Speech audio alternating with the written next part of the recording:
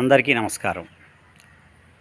త్రిదళం త్రిగుణాకారం త్రినేత్రం చ త్రియాయుధం త్రిజన్మ పాప సంహారం ఏకబిల్వం శివార్పణం అని బిల్వాష్టకంలో చెప్పబడింది. అయితే ఈరోజు నేను శివారాధన చేయటం కోసమని మా పెరట్లోకి బిల్వపత్రాలు గ్రహిద్దామని వచ్చేసరికి మా బిల్వవృక్షంలో ఆశ్చర్యకరంగా ఒక పత్రానికి మాత్రం 4 దళాలు ఉన్నాయి. చూడండి, ఇదిగో 4 దళాలు ఉన్నాయి. నాకు ఇది చాలా అబ్బురపరిచింది. మిగిలినవన్నీ కూడా త్రిదళాలే, కానీ దీనికి మాత్రం 4 దళాలు ఉన్నాయి. చూడగానే ఆశ్చర్యం వేసింది. అయితే బిల్వాష్టకంలో 4 దళాలతో ఉన్నటువంటి శ్లోకం ఏదీ లేదు కదా. మరి దీన్ని సమర్పిస్తూ స్వామివారికి ఏమని శ్లోకం చెప్పాలి అనిపించి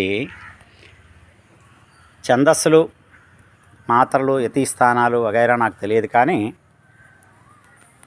ఈ బిల్వపత్రాన్ని నేను శివకుటుంబంగా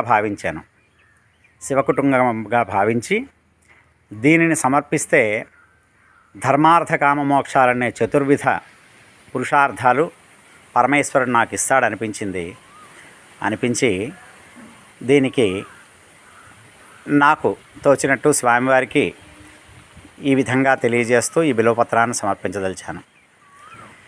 చతుర్దళం చిత్రాకారం శివకుటుంబస్వరూపిణీ చతుర్విధ పురుషార్థఫలదాతం ఏకో బిల్వం శివార్పణం. ఏకో బిల్వం ఎందుకన్నానంటే ఏకైక బిల్వపత్రం ఈ విధంగా ఉన్నది, అందుచేత ఏకో బిల్వం శివార్పణం అని చెప్పాను. ఈ విధంగా దీన్ని సమర్పించదలిచాను.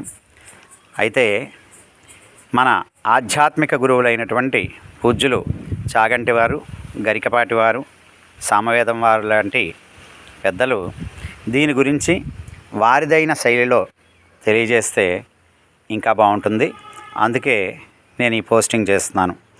మీరందరూ కూడా దీన్ని చూసి ఒక్కసారి నమస్కారం చేసి చతుర్విధ పురుషార్థ ఫలాలు మనకి ఆ పరమేశ్వరుడు ఇవ్వాలని చెప్పి నమస్కారం చేసుకోండి. ఓం నమః శివాయ.